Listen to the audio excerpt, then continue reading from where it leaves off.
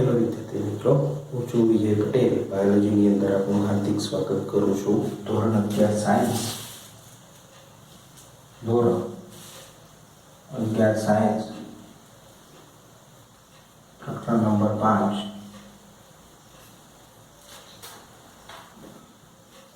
એના અનુસંધાનમાં આપણે પુષ્પની રચના જોવાની છે. પુષ્પ તો પુષ્પ શું છે, પુષ્પના ભાગો કયા કયા છે, એના અનુસંધાનમાં આપણે આજે વાત કરવાની છે. તો ચાલો આપણે વાત કરીએ કે પુષ્પ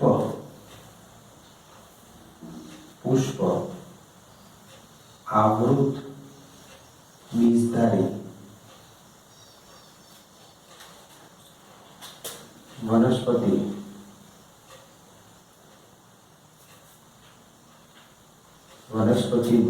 પ્રાજનિક અંગ છે.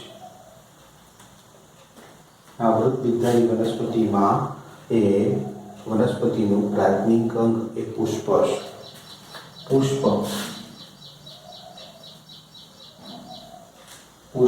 એ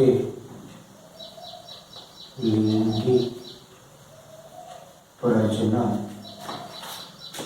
અંગ છે. લિંગી પ્રજનન અંગ છે.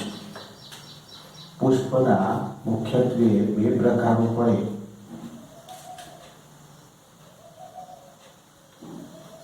મુખ્યત્વે બે પ્રકાર પડે છે.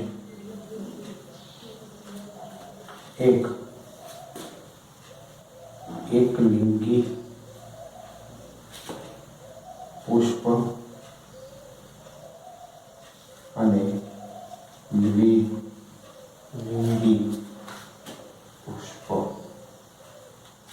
એક લિંગી પુષ્પ એટલે શું? નર પ્રજનન અંગ અને માદા પ્રજનન અંગ બંનેમાંથી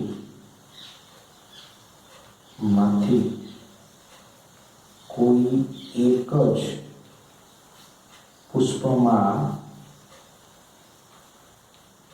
હાજર હોય. એક જ નર કોઈ પણ પુષ્પ હોય એ પુષ્પની અંદર કો તો નર પ્રજનન તંત્ર પ્રેઝન્ટ હોય, કો તો માદા પ્રજનન તંત્ર પ્રેઝન્ટ હોય. તો બંનેમાંથી એ કોઈ એક જ પ્રેઝન્ટ હોય તો એને એક લિંગી એ પુષ્પ કહેવામાં આવે.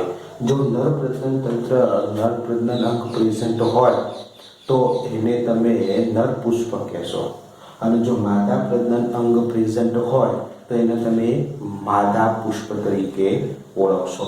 હવે પુષ્પની અંદર એ નર પ્રજનન અંગ તરીકે એ પુંકેસરનો સમાવેશ થાય છે, અને નર પ્રજનન અંગ તરીકે પુંકેસરનો સમાવેશ થાય, અને માદા પ્રજનન અંગ તરીકે સ્ત્રી કેસરનો એ સમાવેશ થતો જોવા મળે છે.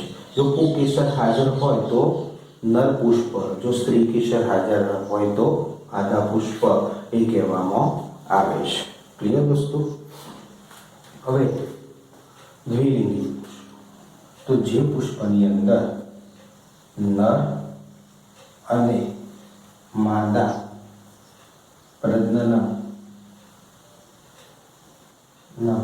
બંને હાજર જોવા મળે તો આ દ્વિલિંગી પુષ્પની અંદર એક જ પુષ્પની અંદર પુંકેસર અને સ્ત્રી કેસર. પુંકેસર એટલે નર પ્રજનન, સ્ત્રી કેસર મીન્સ માદા પ્રજનન. તો પુંકેસર અને સ્ત્રી કેસર એક જ પુષ્પની અંદર જો હાજર હોય તો એને તમે દ્વિલિંગી પુષ્પ તરીકે ઓળખી શકો છો. ક્લિયર વસ્તુ? હવે આગળ જોઈએ.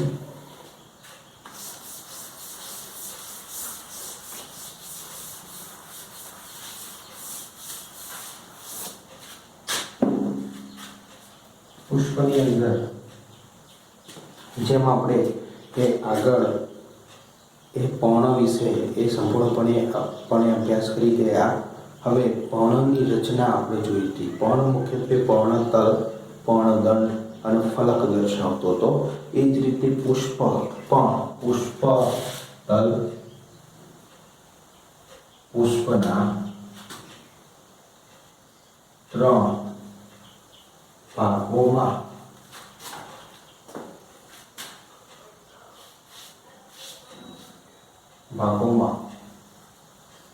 વિભાજિત કરી શકાય. પુષ્પના 3 ભાગોમાં વિભાજિત કરી શકાય છે. એક પુષ્પતલ, પુષ્પદંડ અને પુષ્પ. બરોબર. આખું સમગ્ર પુષ્પ, આપણે પુષ્પની વાત કરવાની છે. પુષ્પતલ અને પુષ્પદંડ એના ઉપર પુષ્પ ગોઠવાયેલું જોવા મળતું હોય છે.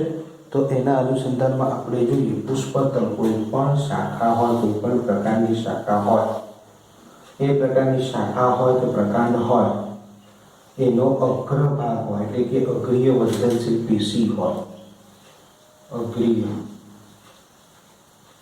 વર્ધનશીલ પેશી હોય કે કોઈ પણ ગોઠ વિસ્તાર હોય, એ ગોઠ વિસ્તારની અહીંયા કોણ હશે અને અહીંયા કક્ષકલિકા હશે. તો કક્ષીય વર્ધનશીલ પેશી, કક્ષકલિકા. તો અગ્ર વર્ધનશીલ પેશી મીન્સ અગ્રકલિકા.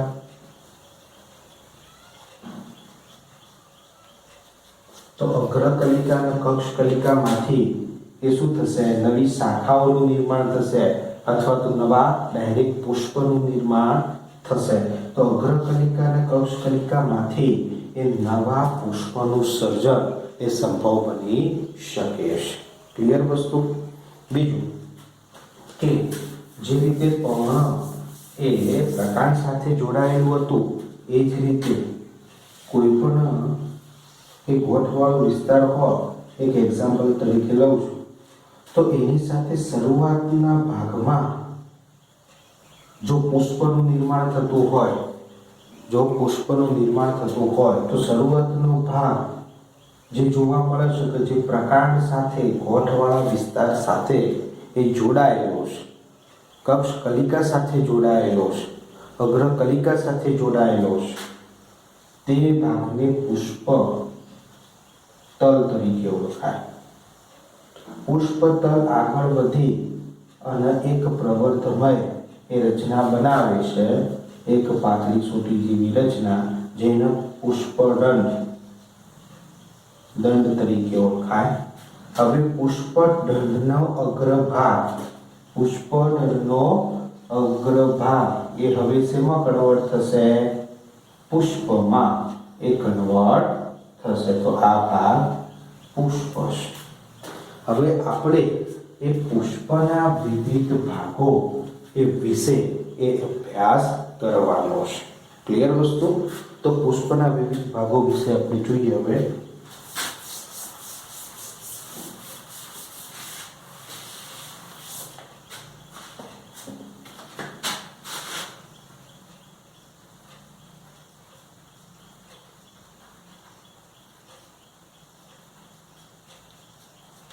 તો પુષ્પના વિવિધ ભાગોની અંદર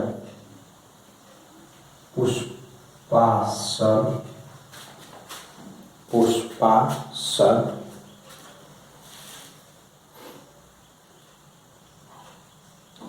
વજ્રપત્ર, દલપત્ર,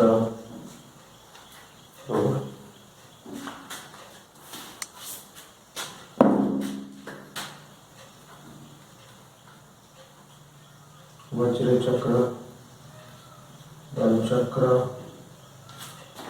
પુંકેસર ચક્ર,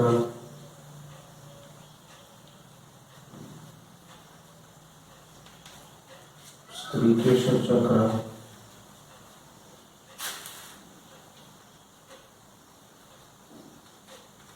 સ્ત્રીકેસર ચક્ર, બરોબર.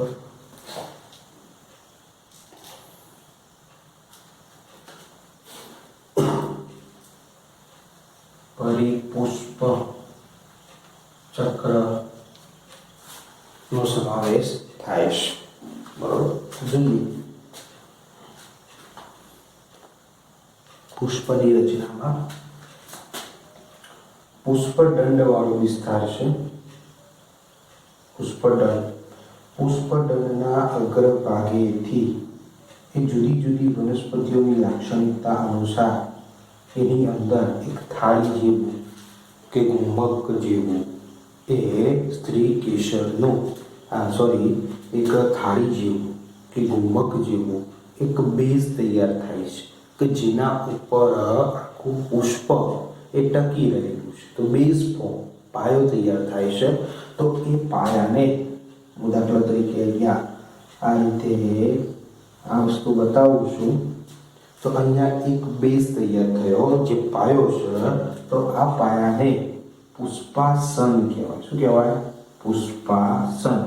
પુષ્પ વત્તા આસન મિનિંગ સદી છૂટી બાળો તો પુષ્પ વત્તા આસન આખા પુષ્પનો આધાર એ આ પુષ્પાસન ઉપર રહેલો છે. તો પહેલું એ પુષ્પાસન છે. બીજા સંદર્ભમાં પુષ્પાસનની અંદર એ સ્ત્રી કેસર ચક્ર જોવા મળે છે. સ્ત્રી કેસર ચક્ર અહીંયા આપણે લાક્ષણિક પુષ્પની રચના ભણીએ છીએ. બરોબર. તો લાક્ષણિક પુષ્પની અંદર એ જે અહીંયા હું દોરું છું એક આ પ્રકારે 1 2 3 4 એવી ગમે તેટલી સંખ્યામાં એ સ્ત્રી કેસર જોવા મળતા હોય છે. બરોબર. 1 જોવા મળે, 2 જોવા મળે, 3 જોવા મળે, 4 જોવા મળે, એમ ઘણી બધી સંખ્યાઓની અંદર એ સ્ત્રી કેસરો એ તમને જોવા મળતા હોય છે. તો એક લાક્ષણિક રીતે અહીંયા મેં એક સ્ત્રી કેસર બતાવેલું છે. બરોબર. તો આ સ્ત્રી કેસર છે. તો આને સ્ત્રી કેસર એવા ઘણા બધા હોય તો એને સ્ત્રી કેસર ચક્ર તરીકે ઓળખાય કે જે એ પુષ્પાસન ઉપર એ સ્થાન પામેલી તમને જોવા મળે છે. તો સ્ત્રી કેસર કયું? એ સ્ત્રી કેસરના મુખ્યત્વે 3 ભાગો. બરોબર. તો સ્ત્રી કેસરનું પરાગાસન,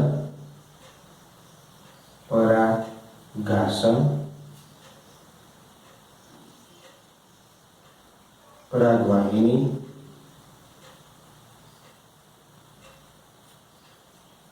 અને આ ફૂલેલો ભાગ તમને જોવા મળે છે. આ ફૂલેલા ભાગને બીજાશય તરીકે ઓળખાય. શું કહેવાય? બીજાશય તરીકે ઓળખાય. તો સ્ત્રી કેસરના મુખ્યત્વે 3 ભાગો પરાગાસન, પરાગવાહિની અને બીજાશય. ફૂલેલો ભાગ છે બીજાશય છે. ઉપરનો ભાગ સોપડો બનતો જાય નલિકામય તો પરાગવાહિની કહેવાય. અને ઉપરનો ભાગ એ જે પણ બેઝ છે જે પુષ્પાસન જેવો છે ચીકણો હોય છે તો એને તમે પરાગાસન તરીકે ઓળખશો. બરોબર. તો જેના ઉપર એ પરાગરજ એ સ્થાપિત થતી હોય છે. તો આ 3 શબ્દોને ભેગા કરતો એ આપણને એક શબ્દ મળે કે જેના આપણે એ સ્ત્રી કેસર કહીએ છીએ. શું કહીએ છીએ? સ્ત્રી કેસર તરીકે ઓળખીએ છીએ. હવે પુંકેસર ચક્ર જોઈએ તો પુષ્પાસન અથવા તો પુષ્પાસનના તળ પ્રદેશથી એ એક આ રીતે પાતળો તંતુ જેવી રચના નીકળે. એક આ રીતે પાતળા તંતુ જેવી રચના નીકળે અને એ તંતુનો અગ્રભાગ સહેજ ફૂલેલી કોથળીમય હોય. તો આ ફૂલેલી કોથળીમય હોય. તો આ ફૂલેલી કોથળીમય રચના કરી એને ફૂલેલી કોથળીમય રચના કરી એને પરાગાશય તરીકે ઓળખાય. અને આ પરાગાશયની અંદર એ પરાગરજનું એ નિર્માણ થતું હોય. તો આ છે આપણી પરાગરજ. બરોબર. નીચેનો આ પાતળો જે પણ પ્રવર્ત જેવી રચના કરી એને તંતુ કહેવાય. અને પરાગાશય અને તંતુને જોડતો ભાગ તો જોડતા ભાગને યુજી કહેવાય. તો પરાગાશય, યુજી અને તંતુ થી કોણ બને છે? પુંકેસર બને છે. અને આ પુંકેસરો એ 1 2 3 4 ઇન્ફિનિટિવ અસંખ્ય એ હોઈ શકે છે. બરાબર. હવે આ જે પણ પરાગરજ કરી એમાં પુંકેસર ચક્રને એ શું કહેવાય? નર પ્રજનન અંગ કહેવાય. સ્ત્રી કેસર ચક્રને માદા પ્રજનન અંગ કહેવાય.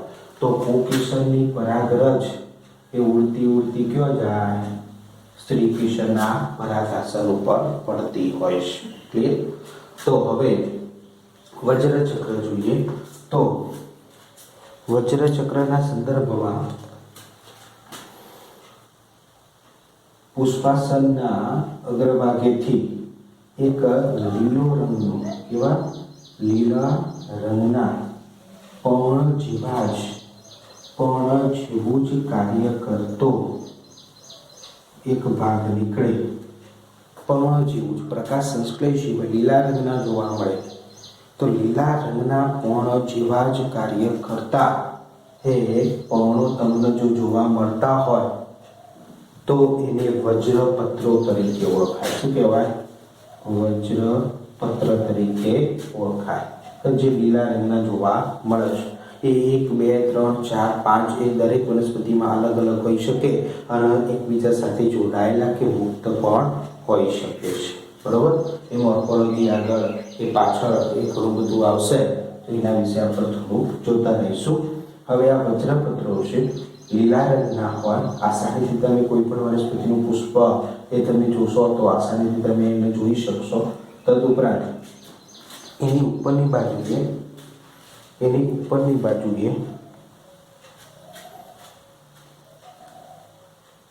વજ્રપત્રો છે એમાંથી ઉપરની બાજુએ એક લાલ રંગના કે જુદા જુદા રંગના મોટા અને આકર્ષિત એ પુષ્પો જોવા મળતા હોય. ભાગ જોવા ગુલાબની લાલ કલરની પોખડીઓ કરી, જાસૂદની લાલ કલરની પોખડીઓ કરી. તો એ આકર્ષિત એ લાલ કલરની જે પણ કે પીળા કલરની જે પણ ગ્રેડમાં તો એ જે પણ આકર્ષિત ભાગ તમને જોવા મળે છે, રંગબેરંગી ભાગ, તો એને તમે શું કહેશો?